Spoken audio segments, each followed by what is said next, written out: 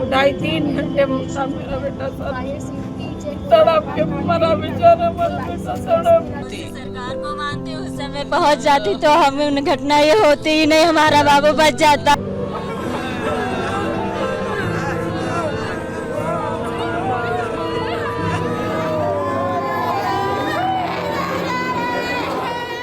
सपने जब राख के ढेर में बदल जाएं, तो पीछे सिर्फ चीखें, आंसू और कभी ना खत्म होने वाला एक अंतहीन इंतजार रह जाता है।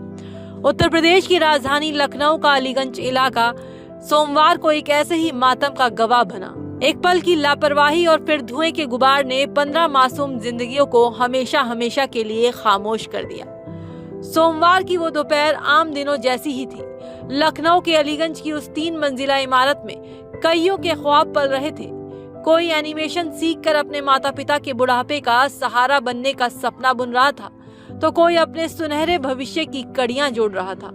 घड़ी में दोपहर के ठीक 3 बजे थे और अचानक एक चिंगारी उठी। देखते ही देखते उस पूरी इमारत को काले धुएं के उस दानव ने घेर लिया, जिसने बाहर निकलने के सारे रास्ते बंद कर दिए।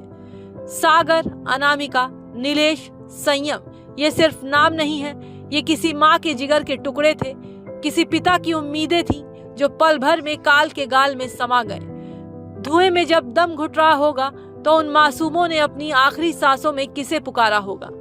अनुष्ठा, सुखमनी, आदित्य, ज्योति, भविष्य, ये वो होनहार चेहरे थे जिनके कंधों पर कल का भविष्य टिका था।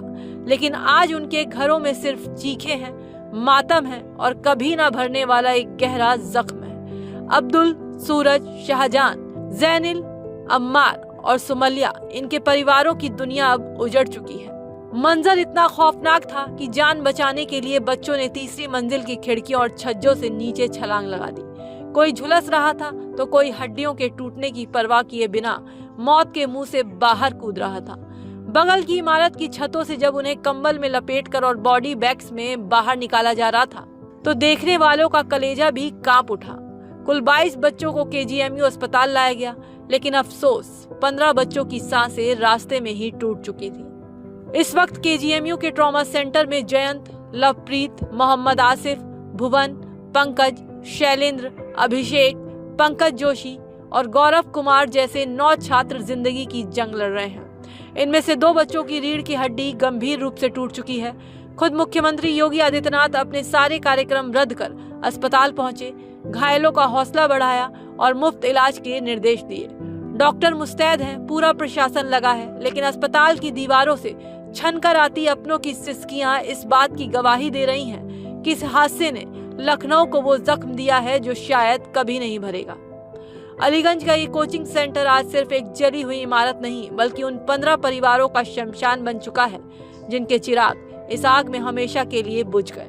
जांच होगी, कमेटियां बैठेंगी, सख्त निर्देश भी दिए जाएंगे, लेकिन सवाल वही है, क्या ये प्रशासनिक मुस्तैदी उन माओं की गोद को दोबारा भर पाएगी? क्या सागर, अनामिका और नीलेश जैसे बच्चों के अधूरे सपनों को कोई दोबारा जिंदा कर पाएगा?